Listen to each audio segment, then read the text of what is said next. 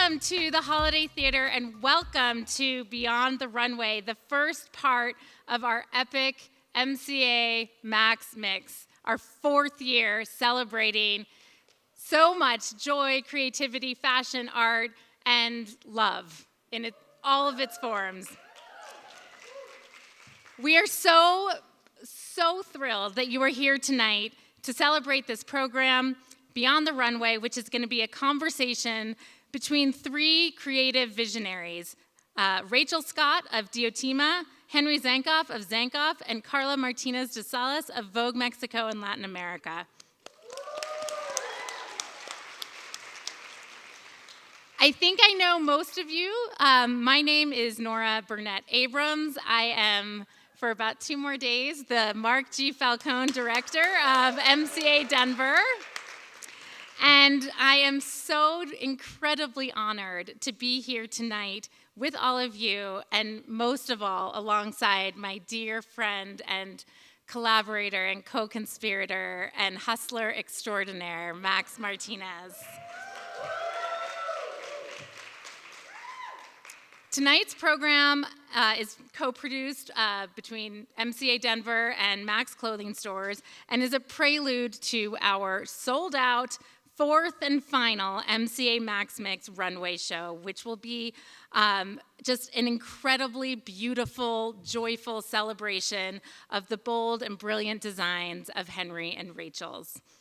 And so tonight, we are so excited to welcome you to the Holiday Theater, MCA Denver's home for live music, film, and performance. And this space, in many ways, just reflects everything that we strive for as an institution: accessibility, connection, and an expansive vision of what creativity can be and how it can show up in the world. MCA Max Mix was born from a really bold idea that the other visionary in the room, Max Martinez, had in 2019, that we could bring together the most exciting voices working in fashion to celebrate the renowned team program at MCA Denver. Recognizing this powerful connection and resonance between contemporary art and fashion and the many overlapping areas of creative experimentation shared between artists and designers, Max just got it. And if you know him at all, you know that that's not unusual for him. And it's no surprise that he put all these things together so instantly and so passionately, because he has been doing that for nearly exactly 40 years in Colorado. So what began as a seedling of an idea blossomed into one of the most dynamic and beloved annual fundraising events that MCA Denver has ever hosted. To say thank you to Max, well, I'm actually going to save it all for Friday night, so bring tissues. But I just want to say that this is our 4th year collaborating in this way, and the event has become so much more than just a runway show. Of course it is that, and it's fabulous and beautiful and inspiring, but it's also a celebration of community, creativity, and generosity. And this year, in celebration of Max's 40th anniversary, it's really a testament to his personal commitment to both style and service and his commitment to Denver. So from the very beginning, we were aligned in our belief that this event should do more than just entertain. We needed to do something that would uplift us. Max Mix directly supports MCA Denver's teen programs, which serve more than 5,000 teens annually through free museum access, paid internships, and leadership development opportunities. And we have some alums even in the crowd tonight. Our teen programs equip young people with the tools to express themselves, grow as individuals, and step into creative careers with confidence and purpose. And it is all of you, your presence tonight, that helps make that possible. So, even though it is sold out, don't you worry. Max and I always know how to make exceptions. If you haven't grabbed your ticket yet for Friday's runway show, this is your friendly reminder to do so. And we will find you and follow up with you. Don't you worry about that. It is our final MCA Max Mix, so we really want to make sure we're going out with a bang. So on that note, I want to just take a quick moment to thank the incredible and generous sponsors and supporters who are making this week of events possible. The Max hosts, Sarah and Gary Anderson, Catherine Gold, and Jenna and Walker Stapleton. We thank you so much for your leadership. We also want to recognize the lead hosts, 1900 Lawrence, Ellen Bruss and Mark Falcone, Steve and Wendy Cohen, Jenny and Don Strasberg, Excel Energy, Giganti and Giganti Fine Jewelry, Stephanie and Adam Donner, Amanda Precourt, and Gabriella Hurst. Thank you all for your unwavering commitment to MCA Denver's mission and to the future of Denver's creative community. On a personal note, I just also want to extend a huge thank you to the incredible team at MCA for bringing this program to life so beautifully. Katie Skoski, Sarah Bai, Carolyn Badalucco, Betsy Leonard, Emma Garcia-Miller, Cisco Hernandez, Olivia Martinez, and Ty Bickham. Thank you all so much, you rock stars. Now, the man of the hour, the first man of the hour, Max Martinez. Whoa. So when we were thinking about the last show and passing the baton on to a younger generation, there was no other designers other than Diotima and Zankov. They are the next generation of creative visionaries, craftsmanship, and most important, they're amazing humans. And enjoy the show. These have been the best years of my life with everyone here. I'm not going into the Mexican sunset yet. I'm not ready to retire, but I want to have a little more fun. So Henry Diotima, please come on out. And I'm so honored to be your friend and what you've done to get here. Diotima is the Vogue Designer of the Year.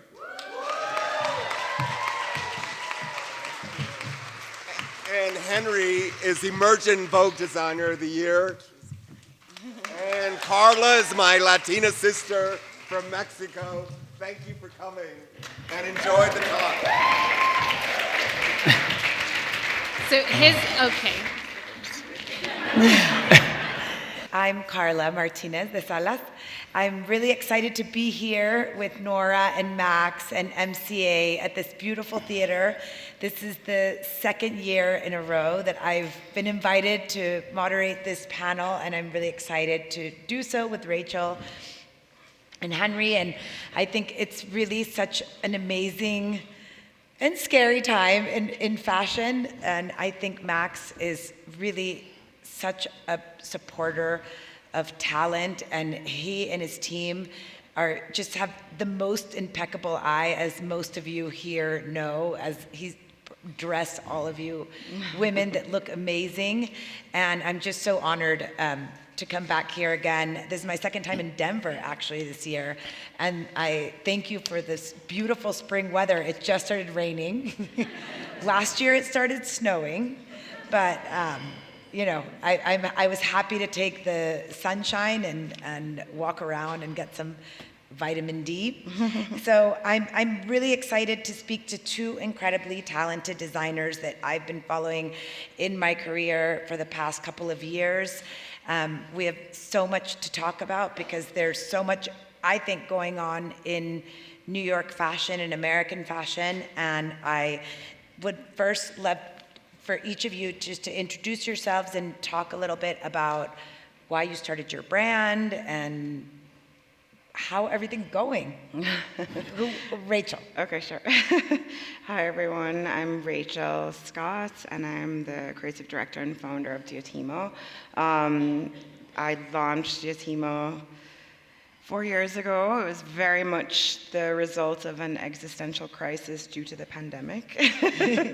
But it's something actually that I've wanted to do for my entire career and possibly my entire life. I began my career almost 20 years ago in Milan at Costume National, and worked for various brands in New York. And I just really have this very deep appreciation and love and reverence for craft, and specifically just honoring the people that have this knowledge and working with this like historical knowledge. And I think in the moments of the pandemic, I was really having this crisis of what am I doing? Who am I doing it for? What does it mean? And so just decided to do something totally irrational and launched my brand. And 4 years later, here we are. So you started right in 2020, or? So in 2020, I was still working, but for the first few months I was working remotely, and I think it was that space and distance from the office, and because when I've wanted to do this brand forever, but you work in fashion 7 days a week and really long hours, and I think having the physical distance from the studio, from someone else's studio, made me really reevaluate my path. And so I started developing in 2020, and then sent it to a few friends, and just being like, what do you think of this? Is it worth anything? And a few friends were like, are you crazy? Like, where did this come from? And somehow I started with wholesale appointments virtually, picked up 2 specialty stores. They'd never seen the collection in person. And then we launched publicly with a New York Times article, which is amazing. Yeah. Wow. Thank you. Henry, tell us a little bit about your journey and how you started Zankov. So my name is Henry Zankov. I'm the founder of Zankov, and I started the brand in 2020, right before the pandemic. Also, you had both COVID babies. Yeah. Yeah. I didn't plan it that way. It happened where I was working on the brand like 2 years before, like doing research, creating mood boards, and establishing kind of a visual language of what I want the brand to be. And then my friend, actually, who was running this really beautiful gallery space in Dumbo in Brooklyn, said to me, why don't you show during Fashion Week? You can have the space for free. We can create this really beautiful presentation.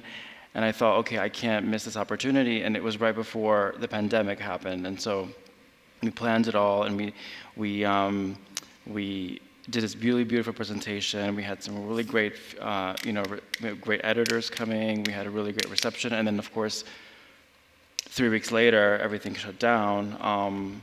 But before that, leading up to that, I mostly studied knitwear, and I mostly developed knitwear for different brands in New York and a little bit in Europe. And I guess you can say I'm a textile designer. Sometimes people refer to me that way. But for me, I was always fascinated by creating something from nothing. So I was really excited to experiment with yarns and material and to create interesting stitches. And for me, knitwear is a really beautiful craft, but I was always fascinated to take it to a place where you're not expecting knitwear to be visually. And so for me, it was really about experimenting with color and technique and surface treatment, and really taking the visual language of knitwear to a place that, kind of a different place, So I was doing that for different brands in New York and in Europe, and got that experience, and also started working with different brands that have smaller collections and consulting for smaller independent designers, and that kind of gave me experience in learning how to run a business. And so I thought, I might as well do this for myself, so that's how I started Zankov. And so I started experimenting with color and stitches and developing textiles kind of a couple of years before I launched the brand, just to really see what feels right. And then I did it. This was one of the first shows, no? No, this is spring 25. Ago? This is maybe 3 years after I launched. Okay. Yeah. So after obviously we're known for knitwear, but as the years went by, we started adding new things like outerwear, tailoring, shirting. We even did sunglasses. I mean, I really wanted, to. Knitwear wasn't just enough. I really wanted to complete the look, so I started pulling different things and seeing what felt right. And so here we are. This is like what's in the stores right now, actually, at Max. Yeah.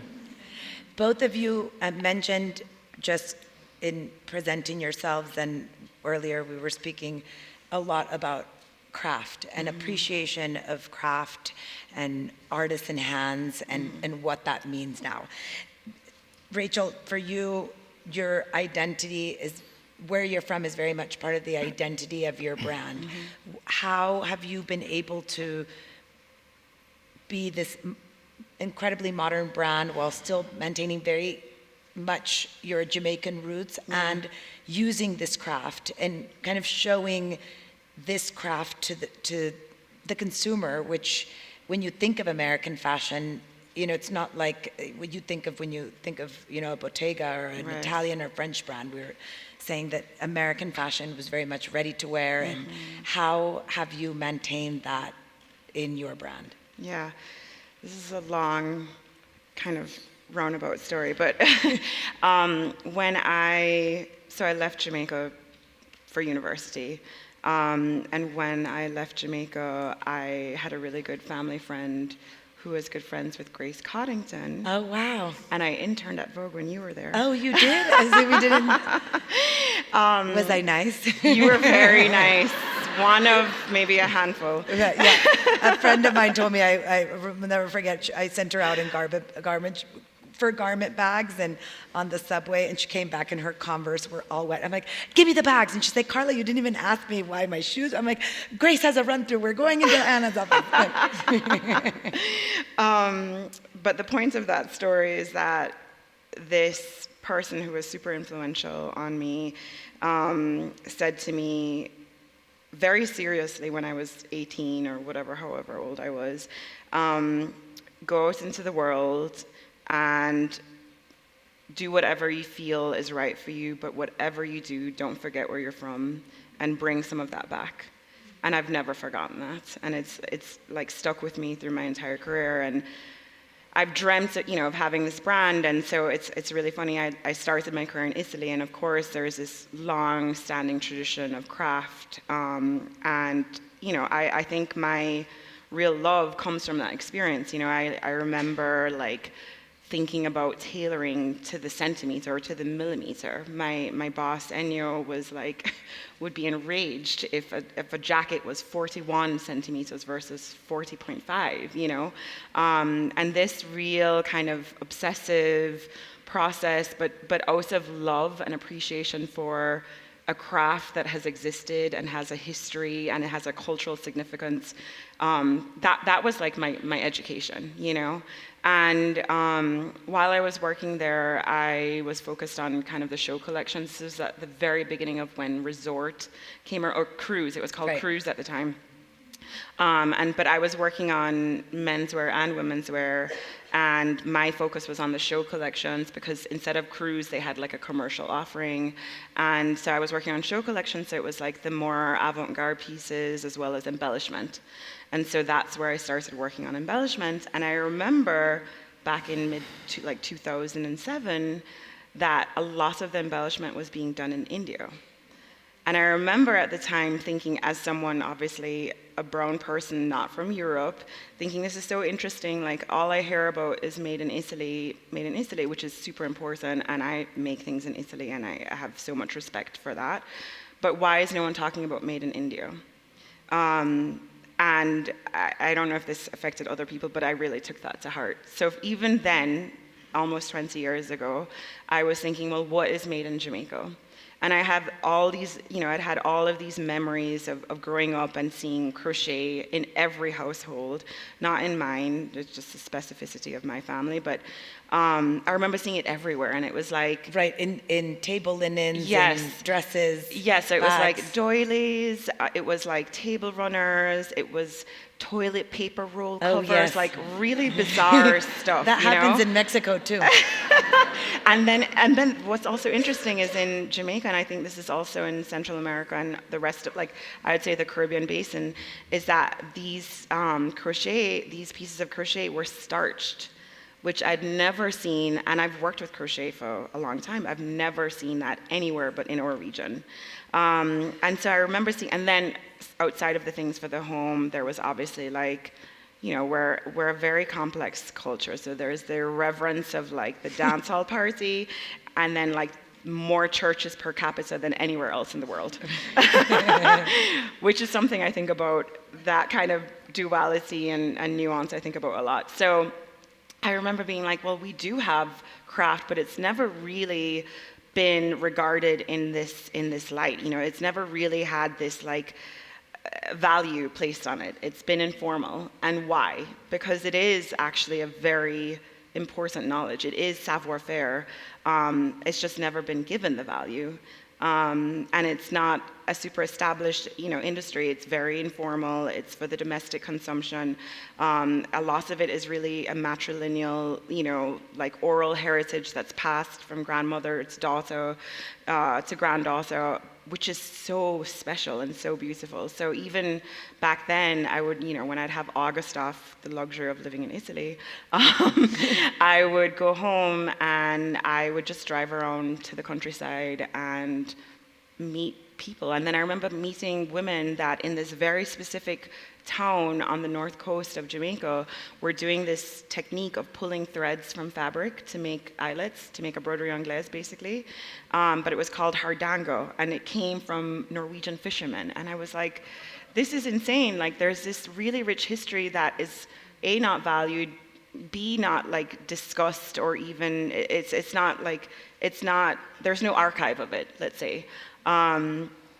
And so that's like been weighing on my soul for my entire career, that there must be a way for me to engage with these craftspeople in a way that's real, like a real engagement. And especially because, I also wanted to speak to Jamaican style and Caribbean style, and obviously there are other brands that exist in the world that do this, but I felt like, and I respect these brands, and I think they're beautiful clothes, and I own some of them and pieces.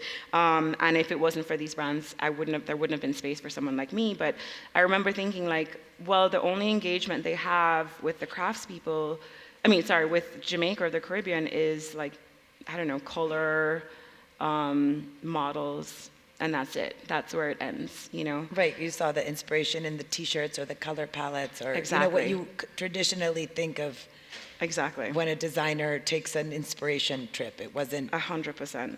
And so I was like, I really need to find a way to actually engage with people in a way that like it is helping their livelihood, is future-proofing their livelihood, basically. So that's one part. That's kind of where my obsession with craft came from, but also this like responsibility to be, to give, not to give back, but to engage with Jamaica. I was like, well, can we look at Jamaican style and can we look at Caribbean style in a way that's not nostalgic? Because we don't need that, because like the green, yellow, black merino, the red, yellow, gold, red, yellow, green, they're perfect. I don't need to make that again. So how can I think about what the spirit is of Caribbean style and think about that in a futural way and make something new with it?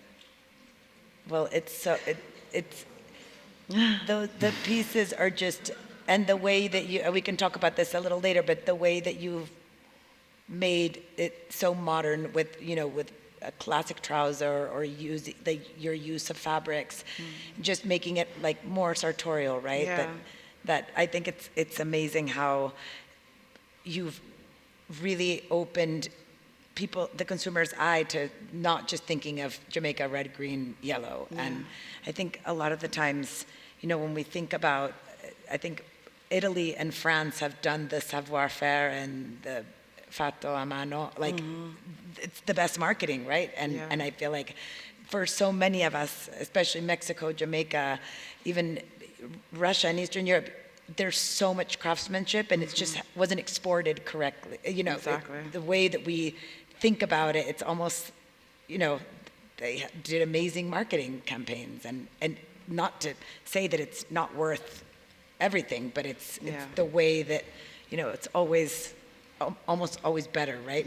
When you think of theirs, which is interesting. But Henry, how your use of color and pattern is very distinct, as I'm wearing, and my skirt matches the floors outside.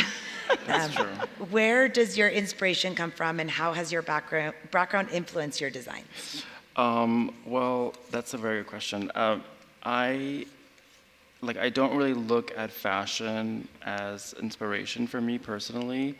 I find fashion to be kind of the best and the worst of the creative world in a way, because it does take so much from everything around it, and doesn't always give back. But for me, I mean, I'm always drawn to like interiors or art or like a wall, like walking down the street, or the way like a conversation happens in a film, or either the wall of a bathroom in a restaurant, or anything that I see. I have a very strong visual memory, and so I've always kind of been really, really drawn to color and texture, and things just kind of stay with me. And then when I can't forget about it, that's kind of how I start to think about color. For me, color has always been something that's very energizing and has a lot of, it has vibration, it has energy, it has a frequency. When I look at color, even this kind of gray blue that over here in the photo, for me, color speaks in a certain way. It has a different language. I think sometimes it can be very transformative as well. There's a lot of power in color. And so that's always the foundation for me. I usually am not drawn to predictable color, if it's a if it's a baby blue, it has to be a little bit dirty. If it's pink, it has to be a little bit more saturated. So and the combinations of colors as well for me is interesting, because I really love mixing colors that normally don't go together. So usually people expect to see brown and like camel together, or there's a lot of kind of color can sometimes be a little bit scary for certain people. But for me, I really want to push the perception of what color can be and how it can be employed and used. And so when I started the brand, I really wanted that to be a really important part, and become a kind of visual language for me, and even the textures and the patterns, but the color is always a foundation. So for me, when I started working on Zankov, I really wanted it to feel like if you see Isimiake or Marimekko or Missoni, you can see it on the street, you can see it in a photo, you immediately recognize it. And so for me, I really wanted Zankov to have that visual language, to have that identity. So when you see somebody walking down the street, you kind of know that's what it is. And so that was the foundation for me. And then I started working on it and building the visual language, the patterns, the textures, the stitches, and the yarns. And then as I started working on it, I was like, wait a minute, this is so Russian in a way as well. I'm from Russia. I was born there. We moved here when I was 9. Where were you born? In St. Petersburg. We moved here to New Jersey. So Where in New Jersey? Major culture shock. Very close to the city. So Teaneck, it's like a small town, very close to Englewood, to George Washington Bridge. So I was always in New York, on the weekends with my friends. And but as I started working on Zankov, I realized that a lot of the things that I was drawn to are very much connected to my culture, to where I'm from. Like Sonia Delaunay, an artist that is very famous for color and pattern, who emigrated from Ukraine to Paris and became a very, very influential designer and artist. Malevich, many, many others, and Russian constructivism as well. If you really look at Russian constructivism, the costumes, the patterns, Varvara Stepanova, which is a famous textile artist, she created these really, really beautiful, incredible geometric patterns that never were ever used. And so in a way, I always looked at those things, but I never did them literally. And somehow I realized as I was working on it, that is somehow subconsciously coming through in my work.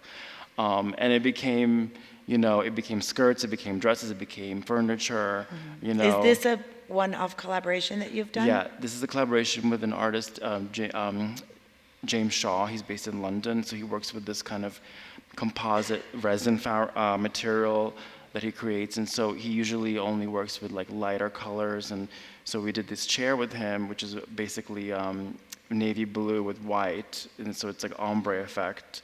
Sorry, we skipped it. But and then we made these really cool brushed mohair pillows that go with it. Thank you, sorry, thanks. So again, not to jump around, but I really wanted the brand to not just be in fashion, but also to be living in other realms. With interiors and installations. other kind of textile work. So this is an example of, you know, maybe it could be a Russian constructivist chair, I don't know, but it has that feeling, but it's somehow tied into my culture. But I think what's really incredible, and I'm sure that Max and his team can tell you that it's so difficult for someone, you know, for a designer that has both of you that have had your brands for under 5 years, essentially, you know, to say, oh, that's Zankov, that's Diotima. It's difficult, you know. There are people that still are around for like 15 plus years, and like, that's that, you know. You don't. It's like your identity has become so strong, and the way that you build the collection season after season, it's, you know, it's kind of like building upon what you already have in a way, and yeah. I think, we hope for that. Yeah, I think that both we were also very good friends. Yeah. So I think we talk about this a lot, but I think you know, we wanted to live beyond clothing. You know, it has to be something more to it. It can't just be clothes that you put on your body. It has to live in other ways. And, you know, I think that we when we set out to start our brands, I think we really wanted them to feel like there's a reason for them to exist in the world, and that, you know, it doesn't feel like someone else. You know, we never want to be derivative. We always want to be moving forward. And I think with, you know, with Rachel's crafting, the crochet, and her visual language, and with what I do, I feel like we establish something that can live on for a long time, because it's not about us, really. It's really about this work that we do. well, that was actually one of my later questions, but right now that we speak about your friendship, I'm sure most of you here have read or have at least heard of designers. You know, you always think of strong competition, right? Like when you thought of American fashion designers, it was like Calvin, Ralph, Donna, Michael, and you never saw them, you know, kind of, maybe you saw them like not really in front of the camera as being super good friends, which I'm sure they were, but you always thought of also the Battle of Versailles, you know, the very famous, you know, event that happened in the 70s between these like major designers in Paris. But why do you think there has been a shift towards collaboration in the industry? The first time I went to both of your presentations, you showed together. How did this happen? I mean, I think we live in a different time than the Battle of Versailles. I mean, in some ways, thankfully, in some ways, not. But it's a very challenging industry, and it is a very isolating position to be a designer of an independent brand. It's extremely isolating. And I will say that even in Europe, you don't hear of so many designers that, like, New York kind of allows for it in a way, that the system, so that even more impressive that you both, you know, were able to do that. But sorry. Yeah, no. I think that, well, Henry and I met by chance. I might as well tell our origin story. Tell it. We met by chance because I launched a year after Henry, and we somehow had the same PR person. We had the same publicist, and he was like, Rachel, you absolutely have to do a press day. I don't know how you think this is going to go anywhere. Lucien? This was before Lucien. Okay. This is George McPherson. Okay. Do you know George? Oh, yeah. Bless him. Explain what a press day is. Oh, I'm so sorry. Okay, Yes. so Yeah, tell us what a press day is. So press days, when you have the collection, you have like a space and you have it for like a week, and editors like Karla will come in, and stylists, and look through, take photos. Just basically, it's almost like a re-see if you have a show or a presentation, but for other people it's the first time, you know, interacting with it. And so you really get to look at the collection up close and think about it, and then eventually hopefully you'll pull for an editorial or whatever it might be, or for your celebrity, or, you know, all of these things. So he was like, you have to do a press day. And I was like, how am I going to afford that? And he said, don't worry, I have another client and he's doing a press day. So you can just show up. You can just show up. There's plenty of space. He'll be fine. Just show up. So I was like, okay. We didn't even talk. We didn't even talk before that. So I showed up. There was a lot of space. It was a really big space. This is like the glory of pandemic times, actually, because space is crazy. And I showed up with the collection and an ironing board, and because I do a lot of tailoring, so I have to iron everything, and cotton shirting and all of these things. And Henry was just there, and he probably was like, "Who's this girl with the ironing board?" And then I think you said something about the ironing board. You were like, I love this. You were like, "I never see this." I think that's what you said. Yeah, because no one does that. Because no one. And that was it. And here we are, good friends. But so we share space a lot. We ended up deciding that, for wholesale appointments, when stores like Max come in to see the collection and place an order, that it would just be easier and more strategic to do it in Paris, because all of the North American stores go to Paris, and then also all of the stores from Asia and the Middle East and obviously Europe all go there. So with them everywhere, everyone goes to Paris. So we were like, let's just show in Paris for wholesale. And again, we were like, how are we going to afford this? Let's just do it together. So we've been doing this now, I don't know. Since 22. Yeah, for 3 years. And we literally stay in the space together. We're basically informal husband and wife. Yeah. We also have our own partners, but and but with the show, so we were both in the CFDA Vogue Fashion Fund, which is a competition that's put on by the Council of Fashion Designers of America and Vogue, and it really is to support really to support emerging brands, emerging talents in America. And it's a competition, there's a cash prize, and we were both in it together. And Anna Winter said to us each, what are you doing for Fashion Week? And I'd never done a presentation. Which means you are when showing is it. your show? Yeah. So I was like, it's in September. It's September 9th or whatever it was. So again, we were like, how are we going to do this? So we ended up talking with some friends at the CFDA and arranged so that we could be on the calendar on the same day, but Henry was at noon and I was at 5, so we could rent a space together. He could have his presentation. Once his slot was up, move out, we move in, we have our presentation, and that's how we did it. Yeah. I mean, the point is you need support. Absolutely. Like I said, it's a really difficult industry. It's really isolating.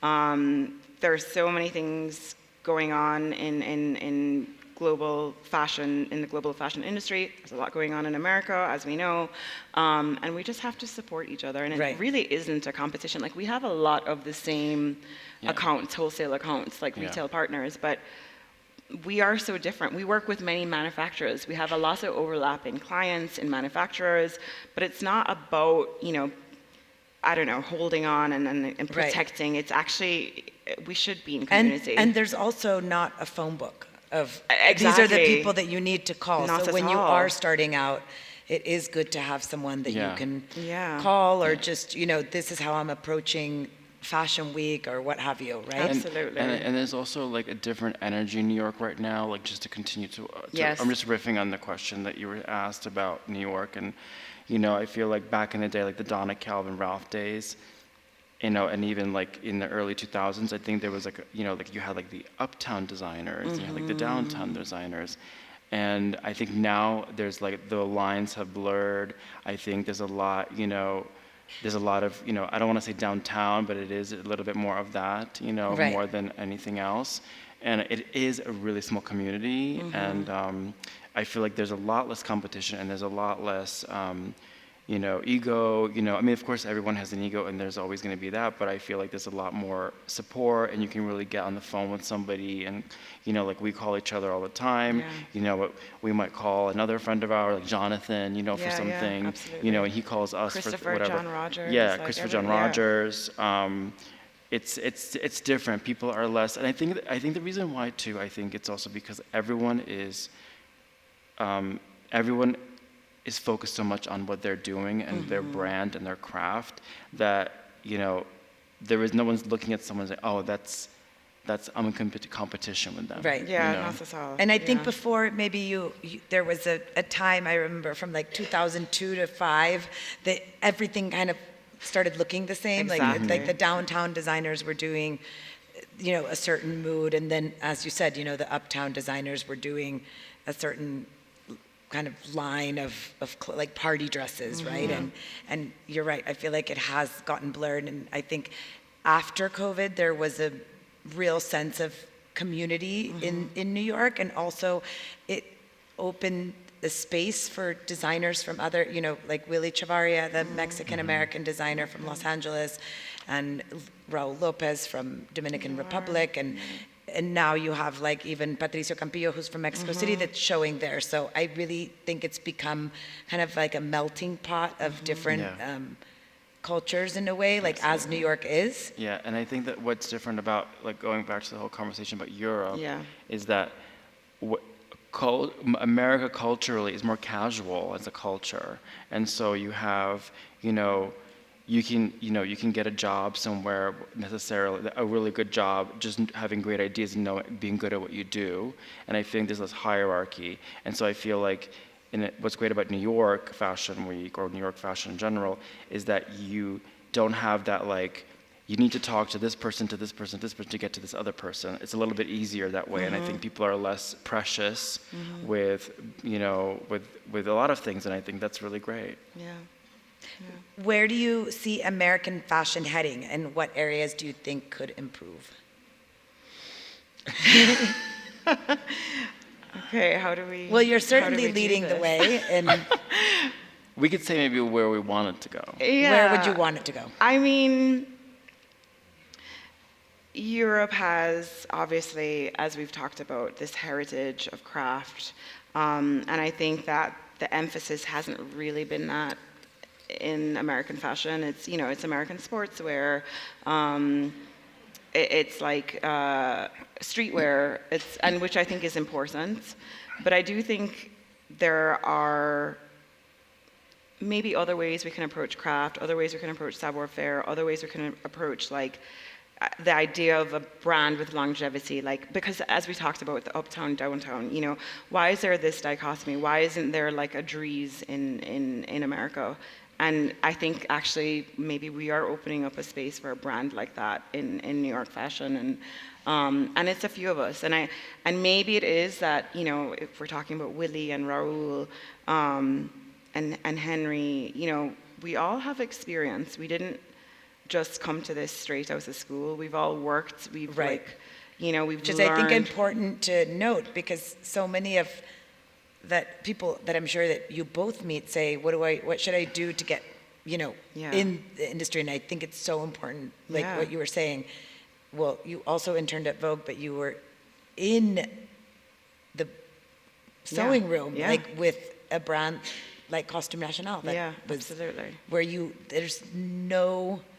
there's nothing that compares to like getting your hands from like, step one, right? Yeah.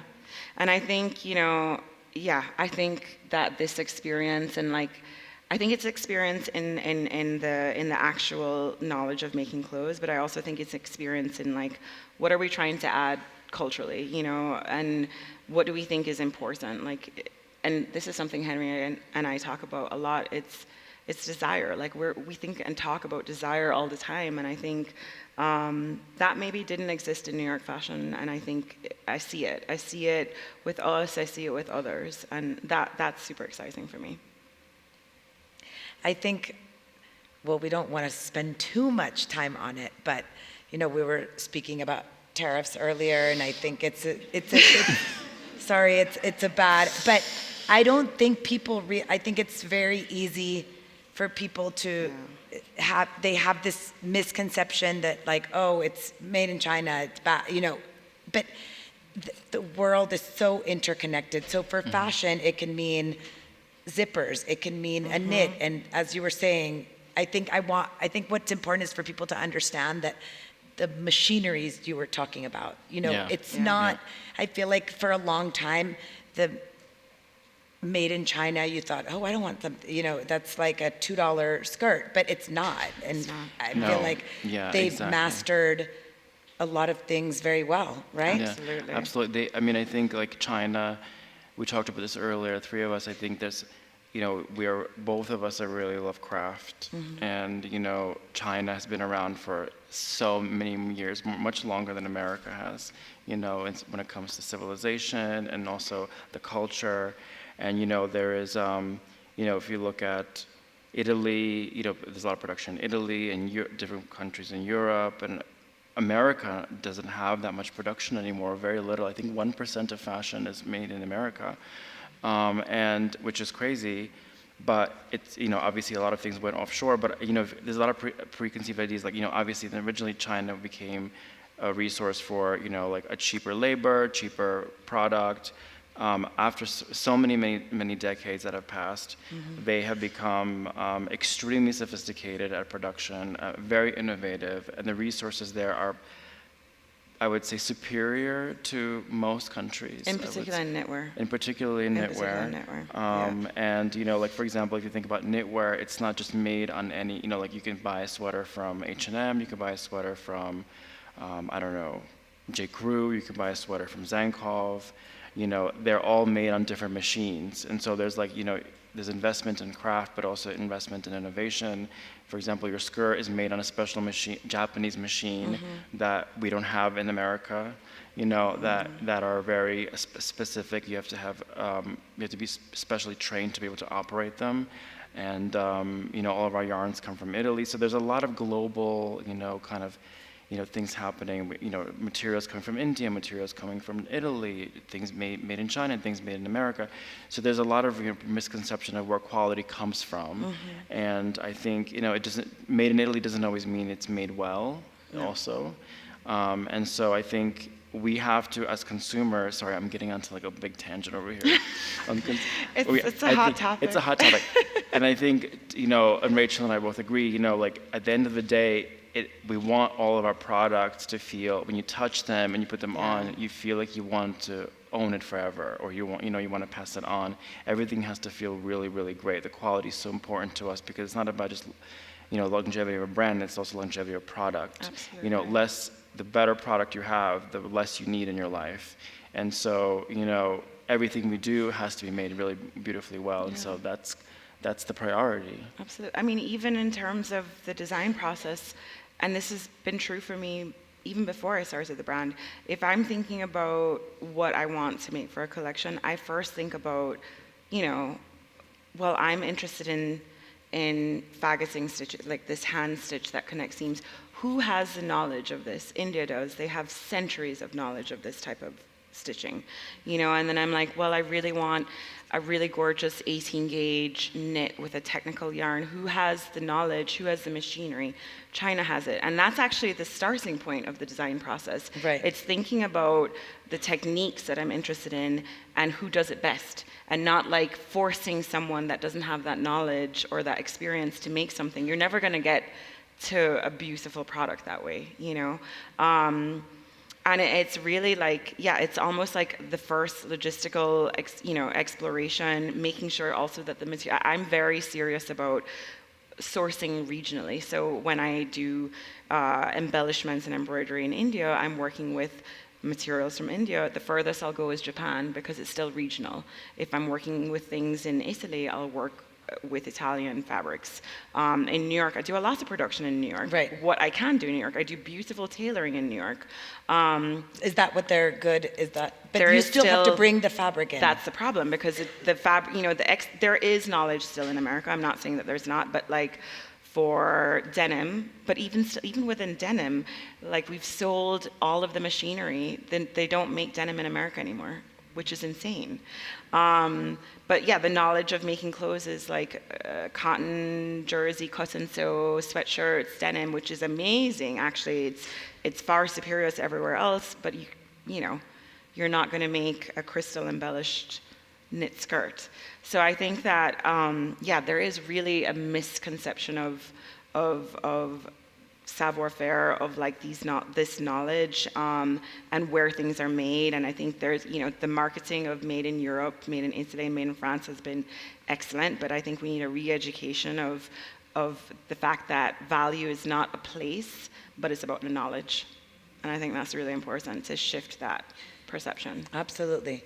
And that's, when you think about Mexico or Jamaica or Absolutely, yeah. South America, the knowledge that they have. And a lot of the times, last year we were speaking to Vanessa from Another Tomorrow, we were talking about sustainability, right? Because she tries, her company is sustainable and, she has a lot of amazing practices.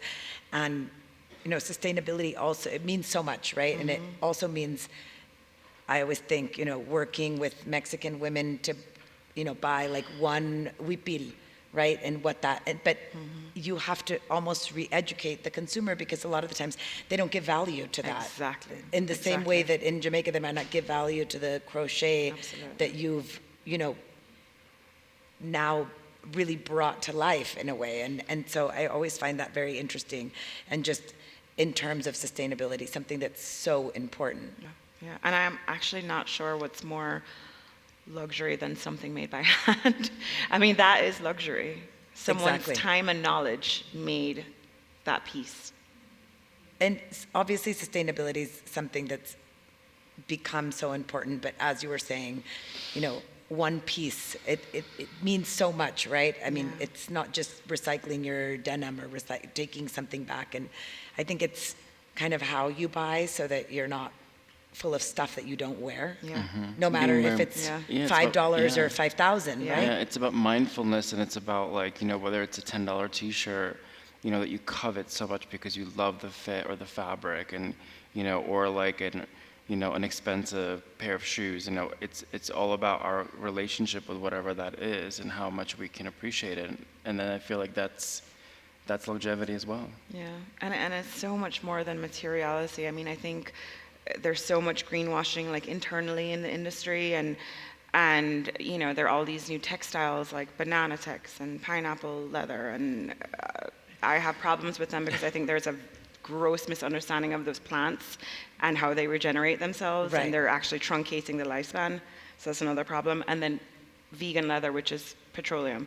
So it's like beyond materiality. Materiality is important. We both I think we don't even talk about it because that's just basic. That's just basic practice. We use, Forest Stewardship Council certified viscoses. We use, GOTS certified cottons. We use, mulesing-free, merino wool. Every single thing is considered, but beyond the actual material, you have to think about how you're operating. So like what I was talking about, the region, working regionally, working locally, but it's also about how the people that are making. It's not just about actually consumption. It is consumption, but it's also about, it's a social justice issue. Right. It's so much deeper and more complex than I think the marketing of it is. And it takes a lot of investigating to find out, especially for you guys in terms of where do you source something, where do you make it,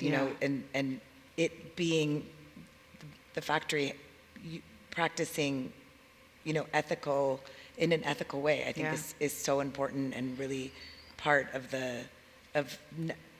already the design process has so many layers, and this is one that's really important. Yeah, absolutely. It's become a given for us, like we just do it.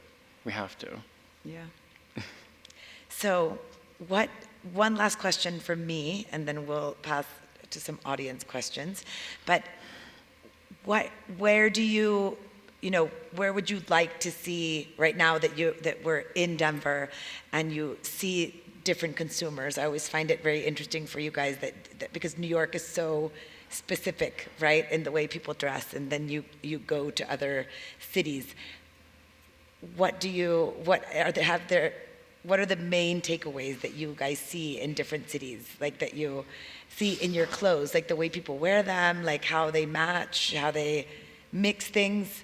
This is the most fun part, honestly, because you can design something and you're like, oh, this is so great, I feel great about it. But until it lives in the world, in someone's life, and like you see how they interact with it, then it really doesn't mean very much.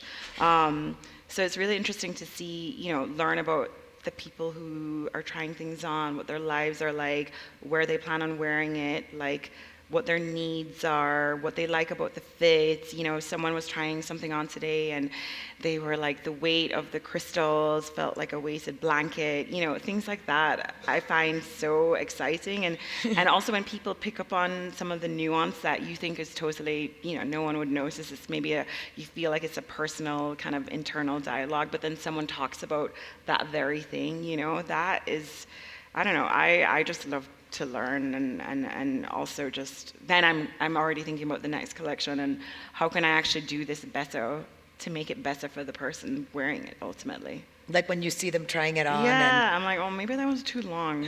Maybe I could have made it an inch shorter. Are you doing 4 collections? I do 2 technically, but I have a second drop for Maine. Okay. Yeah. What about you, Henry? Collections or 4? Well, I mean, I think I noticed that the customer is slightly different everywhere I've been, Yeah. but there is also a major similarity between all of them. I mean, for me, I started doing my trunk shows for the first time last year, and it was a huge wake-up call for me because I got to, you know, interact with customers. I got a chance to see, like you said, how do the clothes behave on the body, outside of the models and outside of this kind of like, you know, different body types and how the knitwear behaves, and you know, thinking about lengths, sleeve lengths, body lengths, you know, and also thinking about this woman's or men's life and how they move through life in the clothes and what occasions they choose to wear them, you know, to. And I find it to be really, really fascinating.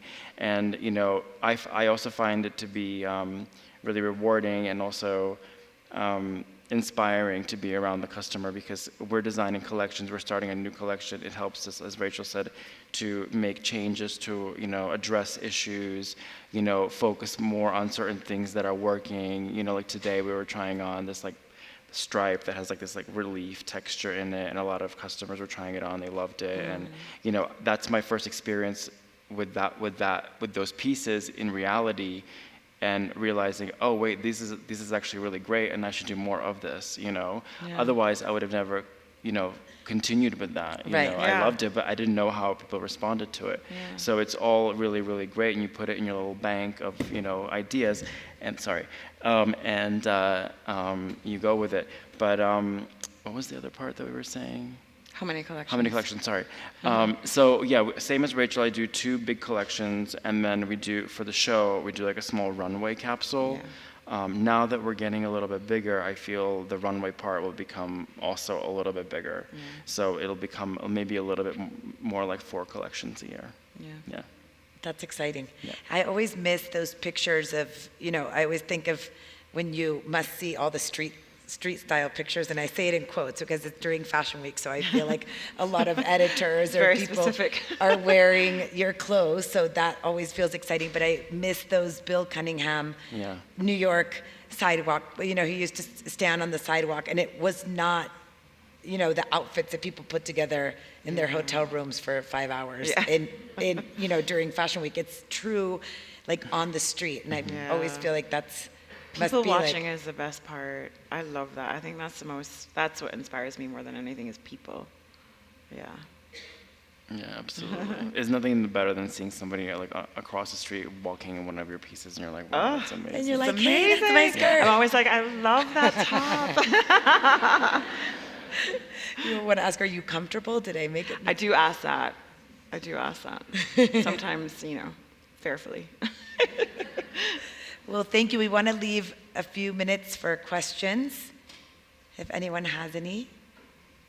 We've covered a lot.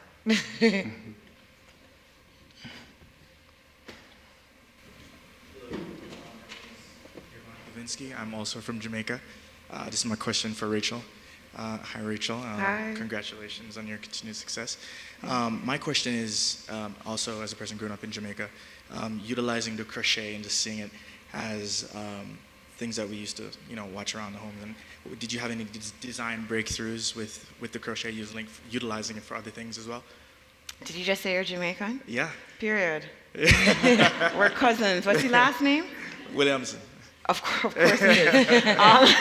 Is this a Jamaican? Very Scott common. Williams. Very much so. Yes, I had a lot of breakthroughs because of limitations. So like I was saying before, there's kind of two, let's say, traditional ways of handling crochet in Jamaica. There's the stuff that you see in your grandmother's house, the doilies, all of that, the toilet paper roll covers. And then there is like the sexy beach cover-ups. And the same grandma is making both of them, by the way, which is my favorite part. They love to show me that stuff. Like, you don't need the doily. Look at this, like, crotchless panting. I'm like, oh, okay, cool. But I did have a breakthrough because I had no idea what was going to happen when I launched the brand. So I just kind of did it. And the crochet wasn't all of the collection. It was always a part. It was always a full wardrobe.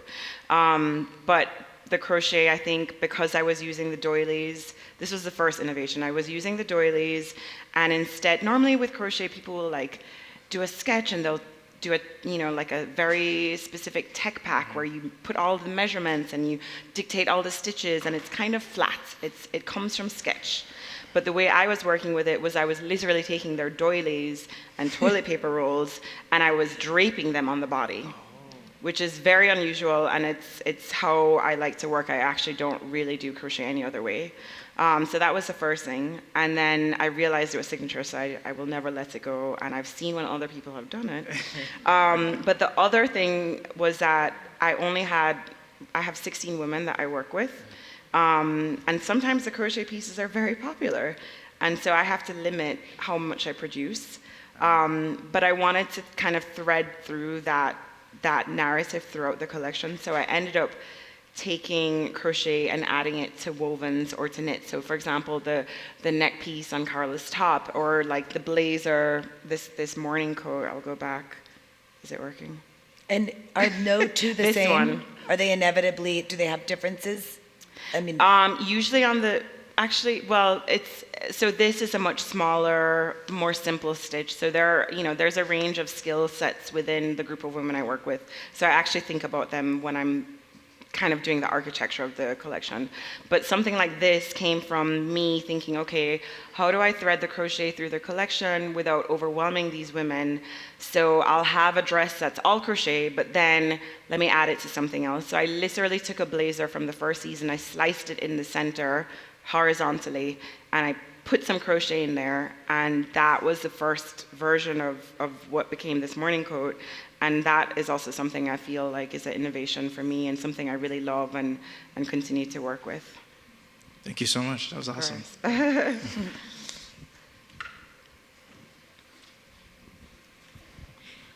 Should I stand up? Hi.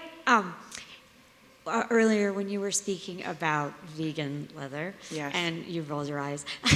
I'm vegan, and I also don't want to wear petroleum products, but Yeah. I'm interested in your issues with things like pineapple or cactus leather, because I view them as hopefully more sustainable, Yeah. certainly more ethical for someone like me as vegan. So either of you. I would love to jump on this because I want to know. I don't use feathers, I don't use fur, I try and recreate it. I have been vegan, but I'm not currently, but it's very important to me. And the problem with pineapple leather in particular and banana textiles is that I think I hate to say it, these are companies that are maybe founded in countries or regions that don't have these plants, and they don't understand how the plants work. So I remember when they were coming and it was when I was I had a job, and they were telling me all about this new innovation. And so they were like, yes, so there's a banana tree and then there's a suckling on the side. So we cut the suckling and we make it into textile. And I'm like, but when the banana tree bears, that's the end of the life of that tree. Right. And the only way that banana tree can continue is if you leave the suckling. Mm-hmm. So by actually cutting that suckling to make the textile, you're actually deforesting. Right. So that's the issue I have. And it's the same with a pineapple, which, by the way, it takes 2 years for a pineapple to bear. Mm-hmm. So for them to cut off, so for me it's important, but I think there needs to be maybe a much more educated exploration into it that unfortunately, I think because of, it's like, there's a lot of investment in these industries, but they're not coming from a place, maybe a very honest place. Mm-hmm. It's really just about jumping on a trend and about greenwashing, and that's the issue I have, not the exploration of this very important thing, which is vegan alternatives to leather. Yeah. What about cactus? Cactus is, I don't actually, I haven't really I need looked to into it. I investigate need more, to look but into in that more. Mexico, they've been It's really big in Mexico. Yeah. Yeah. And I think it's- those cactus grow everywhere. Anywhere. Yeah, so I hope that's better. I mean, like, but there's like bamboo, you know, there's tencel, like that's great. But yeah, it just depends on mushroom, exactly, mushroom leather. That is a lot more productive of a you know, plant. I don't actually know what a mushroom is technically, but but yeah, that's the issue. Okay. More than a vegan, you know. That's, Right. Well, that's what I we didn't need. take it as you were like being anti-vegan or anything, Okay. but I want more information. So Yeah. thank you. And Of also, course. I think a lot of those the process that goes to produce that as well is Yeah. also very bad for the environment. Yeah. You know, all the kind of machines they need to like actually take from like the banana all the way to leather. We have to also look at that as well. Yeah. Right, Even so it's fake production. fur, you know, huge, Yeah. very bad for It's, the Fake environment. fur, it's so bad. important, Yeah. but people that do it need to do it from a real honest place, is what I think Yeah. needs to happen. Okay. Thank you so much. Of course. I think there was a question over here.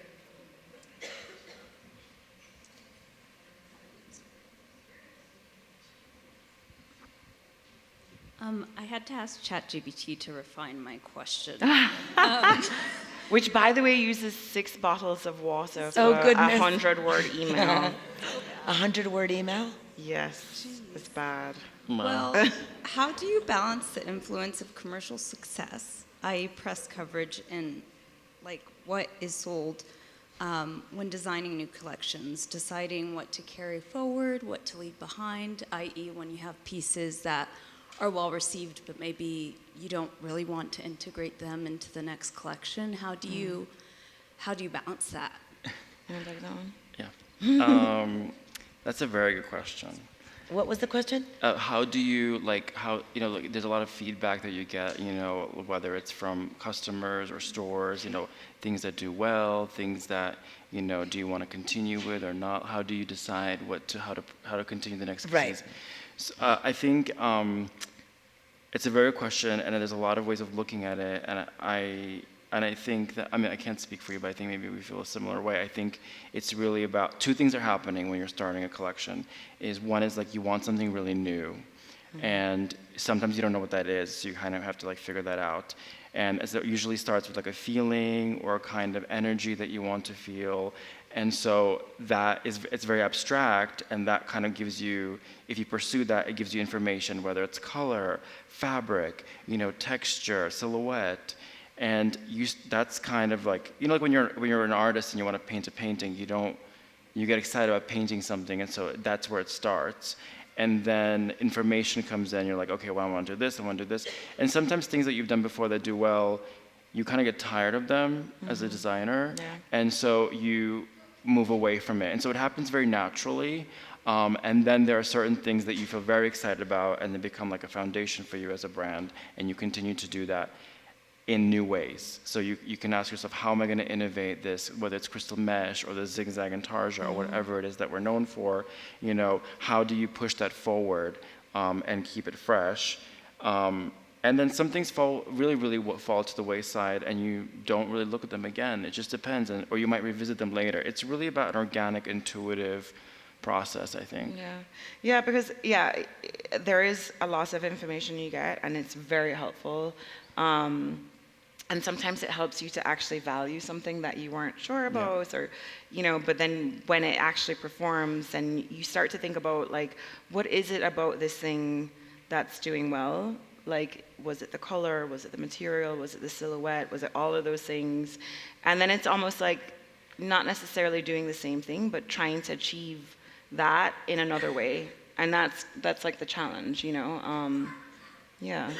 But it is a very intuitive process at the end of the day, because you have to trust kind of your instinct and your guttural like reaction to things, because ultimately that's how it moves forward, you know? Yeah, exactly. And it's very, like pants, for example. Sorry? You know, like pants. Yeah. You know, that one sells very well. I think stores like that, the amazing part about stores like Max is that they don't go on this kind of formula that Right. the bigger stores have to, that say, oh, last year we sold 10 of these pants, so you got to give me the same 10 pants. And you're like, but why? They already bought it. But, Exactly. so, right? I mean, that's more of a max, but it's interesting. Like, you have to filter who you get the information from. Right. And I think that's what's special about specialty, is that they have relationships with their clients in a way that majors don't. And so sometimes that information is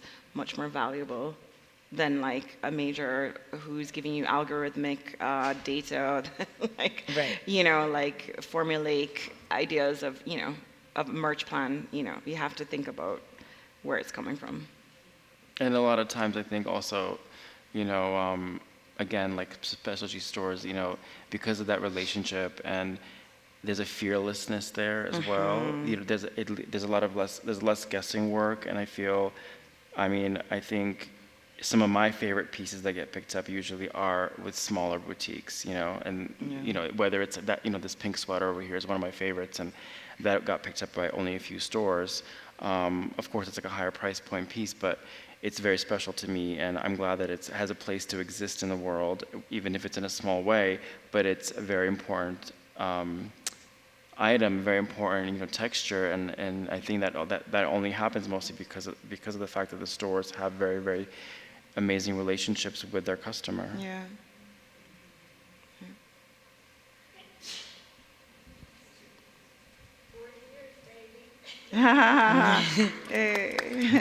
Rachel, I love your work. A quick question around the hoop earring and where that sort of comes from. It's not in this picture right now. You have a large gold hoop earring, but you've put obviously some. Oh, it's the Jamaican. melted it's dancehall. Yeah. Yeah, dancehall. Oh my God. So fun. And also dancehall is chic, I love kind of reinterpreting things that are maybe like not considered high culture and repositioning it. I really like that. Like kitschy. Yeah. Like the dancehall ladies are literally wearing, what do we call them here? Booty shorts? Yeah. Booty shorts and like maybe a bra, maybe not. Wild hair, huge gold, like hoop earrings. They're so fab. They're endlessly inspiring. And for me, like very strong feminists, they existed in like a super challenging environment when like these dancehall queens first came about, and they kind of owned their sexuality and were fearless. And I find that endlessly inspiring. So I like to nod to them.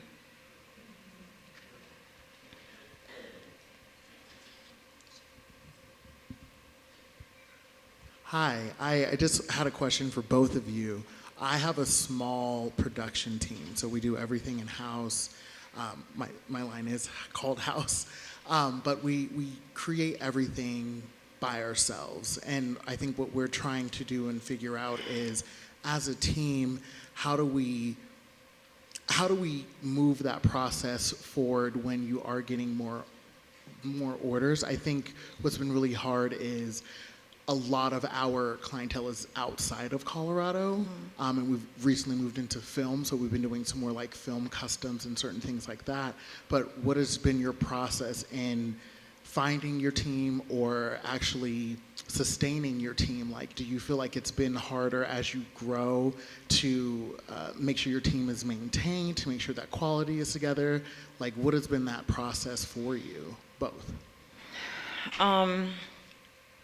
Well, my team in the business is very, very small, but I work with manufacturers who I'm very, very close to, who I've worked with some of them since the beginning of my career. So for example, I do a lot of work in Calcutta in India, and I go there twice a year, and I literally stay basically in a dorm room in the factory.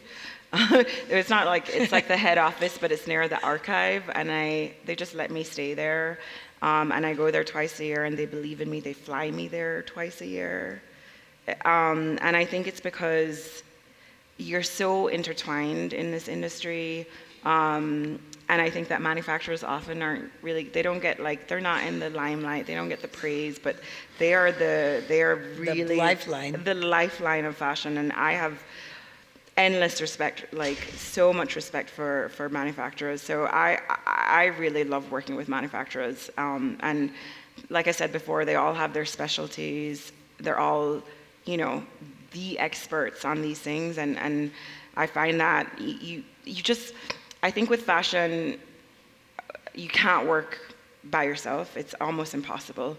It's really about a network. And I think that's what's really beautiful about it. And so, yeah, I think it's really about nurturing. Fashion is having a brand is really about nurturing relationships. That's what I do more than anything else. But I also love that. So I think, I don't know if that answers your question, but I think it's about building and sustaining and nurturing relationships. Yeah, absolutely. I mean, I think that neither one of us would have been able to start our brands if we didn't have that. I think, you know, I've one of the factories that I work with, I've known since my first job.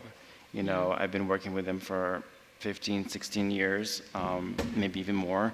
And, you know, it's really about having relationships and really focusing on, you know, the things that you are drawn to as your brand grows, and really like examining, you know, like your manufacturing, your suppliers, and really keeping them really close. You know, I remember like my last job was at Dime on Furstenberg, and when she relaunched her brand, what was it? No, in the 70s, she was making things in Italy in a small factory, but she always said to me, she's like, always stay close to the factory, stay close to the manufacturer, you know, and that's how she's been able to do her business all these years. Yeah, and celebrate them. They're so special. I mean, she still makes her fabric in the same place that she was making them in the 70s, which is kind of amazing. That's amazing. Yeah. Okay. Hi. I guess this question is kind of for both of you as well. I always talk like I'm more on the front lines of consumerism in the independent retail space. And I feel like a lot of people don't necessarily, not a ton of people, but in my experience from what I've witnessed, these beautiful independent stores that try to carry gorgeous independent brands like you guys into their stores. I think with the narrative and the timeline of what's happening in the space, there's also a lot of concern about the behavior that's changing with consumerism and with brands. And I wish that more people took more time to educate themselves or to really connect and learn about like the visual language of your guys' brands, because I think it would help some stores that see it, but help them connect with their customer base a lot more. And I wonder if you guys ever talk about that and how you guys would maybe potentially build those relationships more closely with your independent retailers to help the brand succeed both in the store but also with your guys' brand as a team, and I guess nationally and internationally as well, if that makes sense.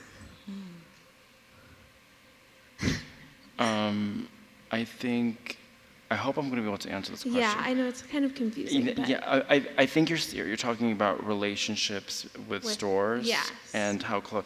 Well, okay, so again, it goes back to the manufacturing conversation we just had. Yeah. I think you know,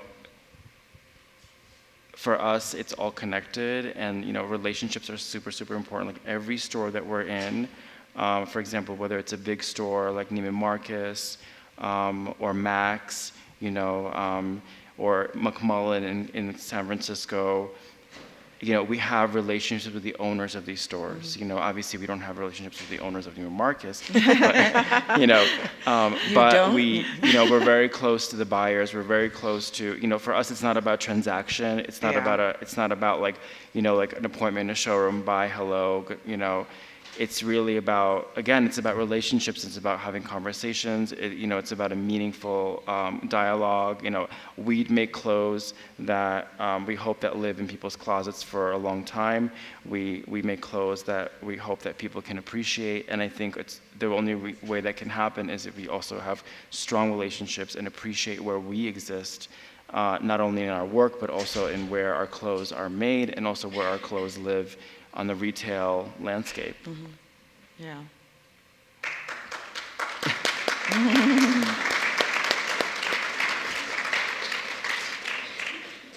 Well, thank you, everybody. This has been amazing. Both of you, I'm so happy that we got to do this. Thank you again, Nora, Max, everyone at MCA. I think they can still buy tickets for the fashion show on Friday.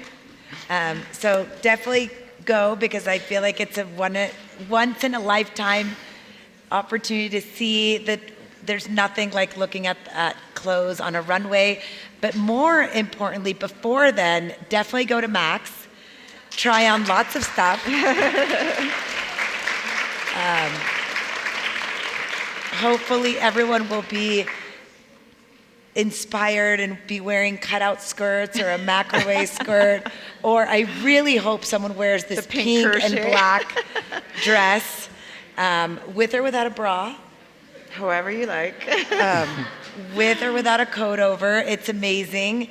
You both are so talented. I'm so honored to be here and finally be able to share this space with you, because when I've seen you at Fashion Week, it's always been really quick. And I did remember that you interned at Vogue because I when said I it was to there. you the first show. Yes, you did tell me. And I'm glad that you got to share this amazing story and really your advice with so many people here, because I think it's really invaluable. And as I said, we're living in very turbulent times for the industry, and it's so important to shop local and support our American designers. Thank you so much. Thank you, Karla.